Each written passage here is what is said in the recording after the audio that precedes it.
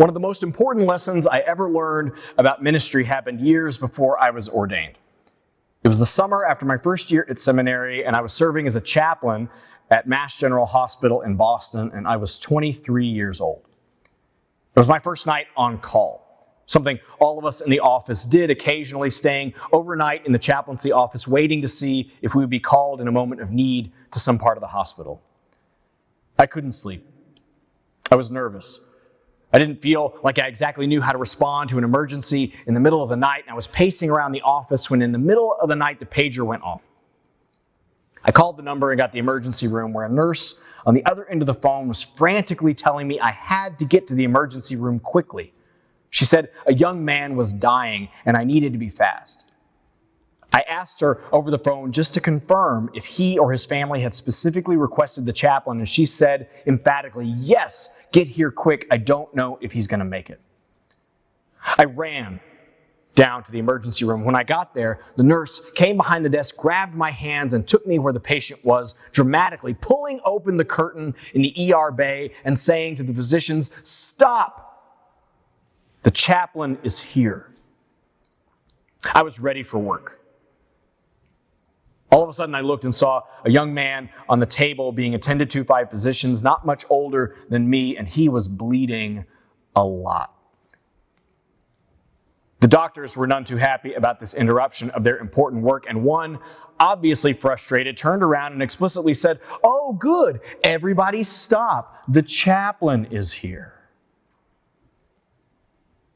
I was floored. I didn't know what to do. My mouth was open. I was nervous and knew that something was happening that needed to stop. And I said, no, nobody stop. Do your jobs, please." They turned around and began working on the patient again, and I just watched. I watched as they tried to save the young man's life, and I did not know how to help at all. I walked around and did the only thing I knew to do, which was to walk closer to him and hold the patient's hand and call out his name, let him know who I was, and tell him I thought he was going to be okay, but that I was with him. And while they worked, ignoring my presence in the room, I just held his hand. I had no idea what I was doing. But I do know that I learned more in those few hours that night than I learned in years of training afterward about showing up and ministry and what it means to help or not. See, it turns out his family never called. He didn't have family there. He didn't call the chaplain, the nurse did. She was devout in her faith, and she wanted the man to have last rites that I could not offer. It was her desire for the man, not his. Her understanding of what in her mind genuinely would have been helpful and necessary, but wasn't asked for. I learned in that moment how good it felt to my ego to be needed in the room. To think that when they opened the curtain, things would stop and I would be here to help. My ego learned what it's like to have someone not wanting you in the room, a good lesson. I learned what I've experienced many times over after that, which is there are ways of helping that help and ways of helping that get in the way. And I learned experientially that night what so many professors and mentors had already told me, which was, your job is not to be the expert or the smartest or the best in the room. Your job is to be a non-anxious presence in the midst of suffering, to pause and actually be there. The line in chaplaincy was, don't just do something, sit there. So I did the best I could. I held the man's hand, called out his name, and hoped that he would make it through the night. Looking back, I'm not sure I did all the right things by staying in the room, but I did learn that it's hard to know how to show up for people and care in healthy ways. It's hard to know how to be cared for and be in relationship ministry. And I don't mean just professional ministry. I mean the act of being together meaningfully. It's not easy business. Not to do it well. I look at examples of the natural world and see that plants and animals seem to go about their lives instinctually and not worry if they're doing it right or not, often showing up in amazing ways. I'm sure a lot of you are already aware of the research that shows that trees talk to one another. They care for one another. There's a German forester named Peter Wohlleben, and he and others, many others, have shown in their research and studies that trees talk. When their leaves are being eaten, they'll send off chemical hormone signals to the surrounding trees in the forest to tell them to up their defenses. Young, upstart trees will reach for the sun too fast, often stretching and causing injury to themselves. Mother trees will give of their own sap and resources and nutrients into the soil to help the young seedlings around them. They put up defenses. They share resources. They talk. They care for one another. But unlike that curtain swooping open dramatically and that young nervous chaplain running in the door, the trees do it quietly. It's slow on forest time. It happens underneath the surface, often literally. It's not flashy, but it's care. You know as well as I do that people are not trees. It's hard to know how to care for one another sometimes. It's hard to ask for help or receive it. Sometimes we show up and give things that nobody asked for. Sometimes we outright refuse care that's necessary and helpful. We don't find the right words or the right actions. Being healthy and showing up for one another isn't easy. In her poem, Naomi Shihab Nye, the poem Shoulders, which I love so much, I've used it a number of times and keep coming back to it. In her poem, I see one example of what this thing we call ministry can look like. It reflects a lot about what it means to show up for one another, at least one form. It looks like ministry. I don't mean the professional kind, but showing up. Yes, what I and other people who are called ministers do, but engaged care of another human in a way that lifts up the presence of God. That kind of ministry. Your kind. The man checks twice north and south before he crosses the road because he has his son asleep on his shoulder. He has the world's most sensitive cargo, but it doesn't have to be marked fragile, handle with care for him to know. He doesn't even want a car to step into the boy's shadow or splash him with rain. He protects the boy, but not because he's his savior. No one's disempowered. It's not flashy. He's not getting press. He's not getting an award. He's not getting applause. He's just quietly carrying a boy across the street in the rain because he loves him. In a gathering that we had this week in reflection on this poem with some congregants, one member of the church said that they realized, like being the boy on the man's shoulder, how hard it was to totally give in to being held and carried. I've read this poem 1,000 times, and I have not once understood myself to be the boy being carried across the street. Worthy of some personal reflection, I know. But it points out how hard it is to trust being carried. To know what will hold us through the rain. And to let it do so. There's no savior in this poem. Just an act of love done very well. There's no one disempowered. There's no patronizing. There's no someone showing up when they're not asked for help. It's just a man carrying a boy he loves across the street. The poet at the end says, "The road will always be wide and the rain will never stop falling." The conditions that make care for one another necessary are by definition not going away. Our job for one another isn't to make the rain stop falling. It's to learn how to show up for one another in gentle and profound ways that show the presence of God in the storm. How we show up matters. Your presence, the way that you are with other human beings matters. It points toward the holy or it doesn't. Some of the models of spiritual leadership and ministry and showing up for one another with care that I admire the most are people whose full humanity shows up with them and who delegate and share as much of care and ministry with others as they can. I'm not inspired by superhumans, but people who show up fully human. I think of teachers whose work and lives appear almost magical, but not because they were magical, but because they showed up fully as themselves.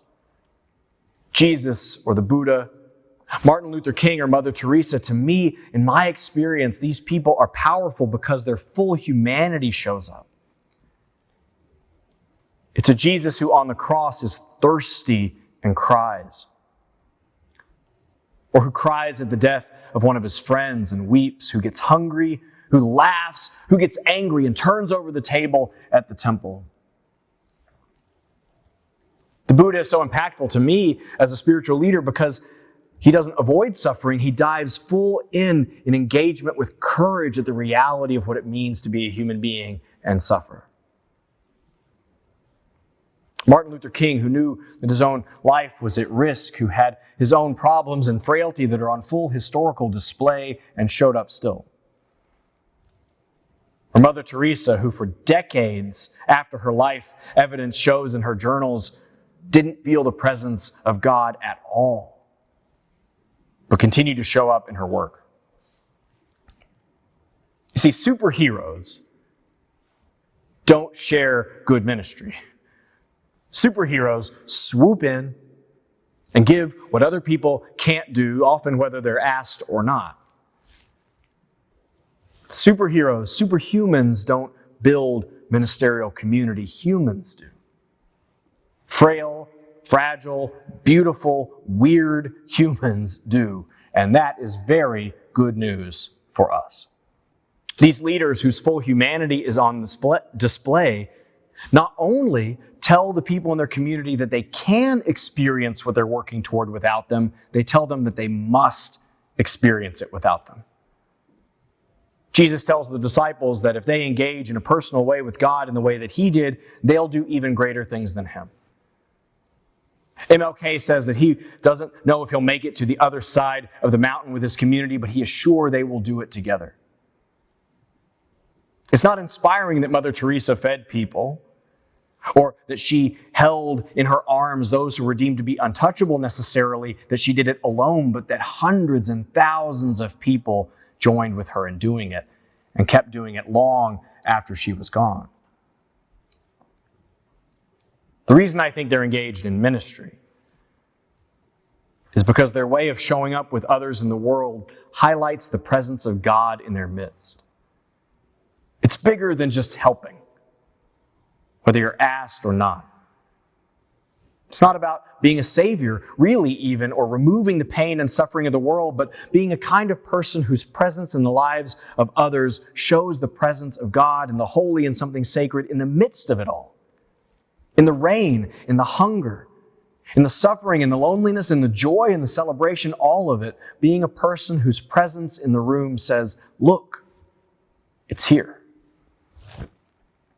Often, these people are talking about something that shows up in quiet, not flashy ways, where the holy shows up in unexpected fashion, in unexpected people.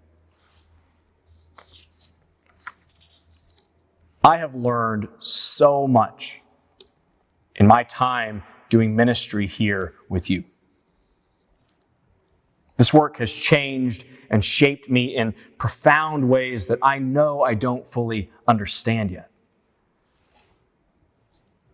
I hope that I am more humble because of my work with you.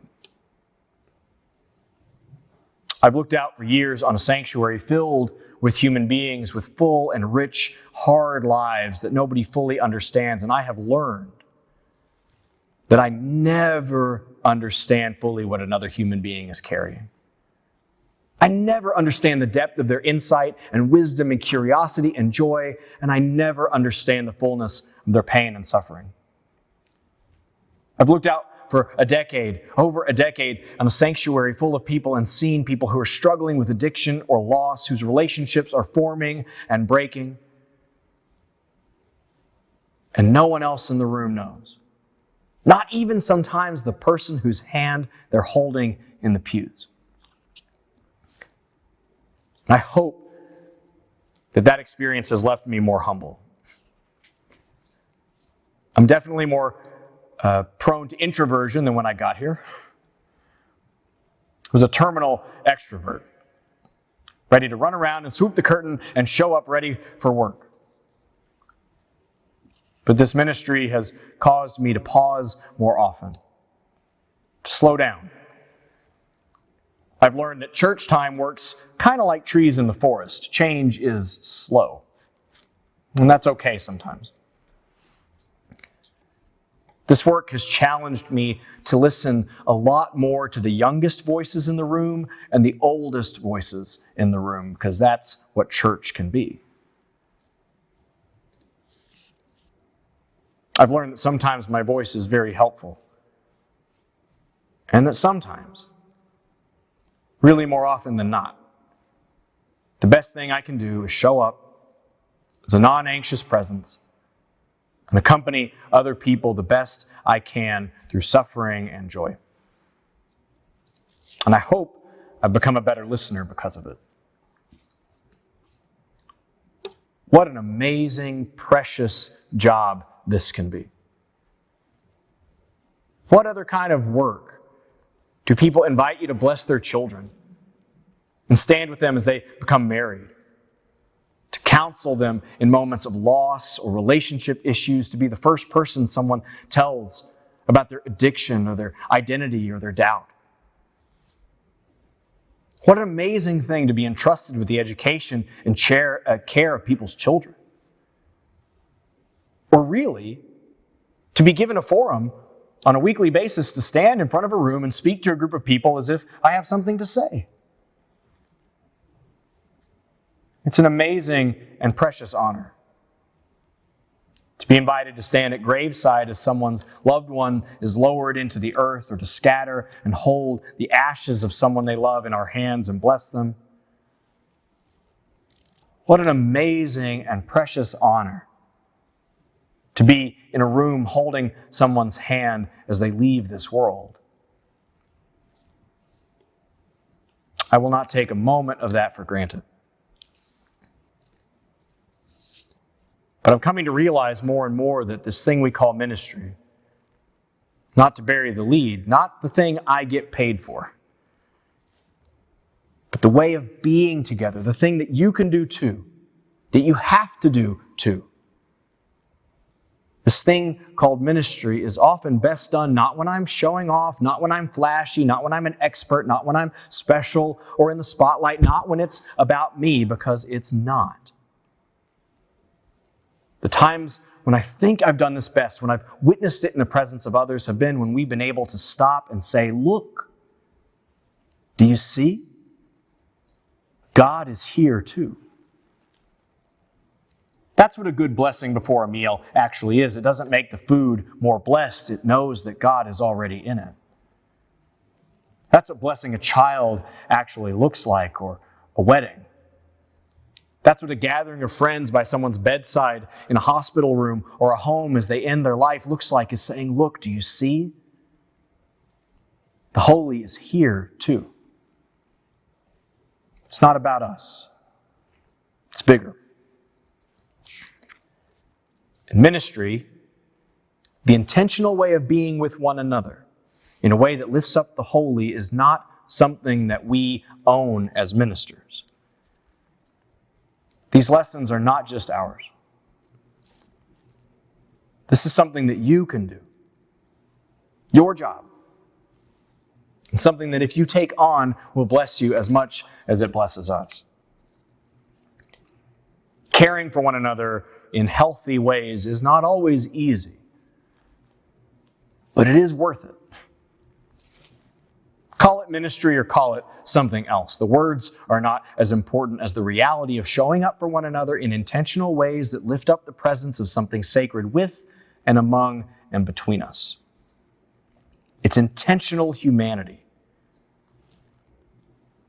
It's everybody's job, not just one person's.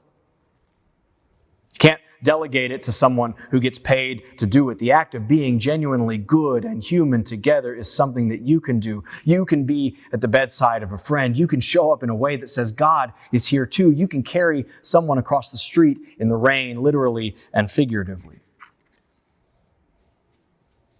This thing called ministry often doesn't show up in the flashy ways. Often it shows up in the quiet. A lot less like that nervous chaplain and the nurse bringing the curtain open and announcing we're here.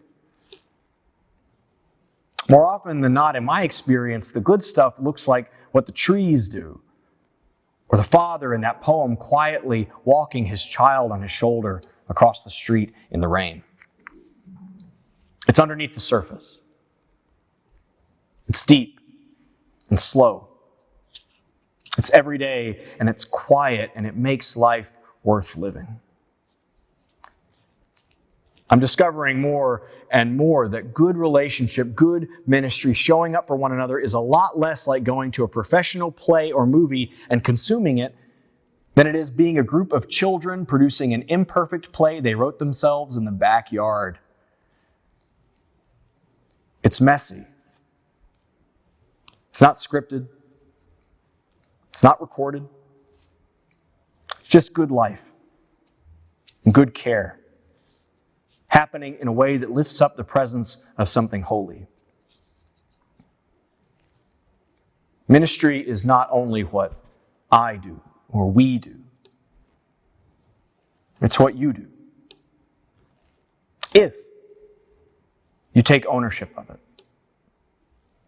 If you understand that your interaction with every human being you have ever met either lifts up the presence of something holy or it doesn't, and that's not pressure to be perfect. If you understand that you are also in communication with the divine. If you stop and listen. Don't try to be perfect. You don't have to be the expert. You don't have to be the one who lets your ego lead, and I'm learning this myself. You just have to show up. And if you listen deep enough, you might hear the hum of a young child's dream, maybe even your own. I wish you the best of life and ministry together all the days of your life. May it be so. Amen.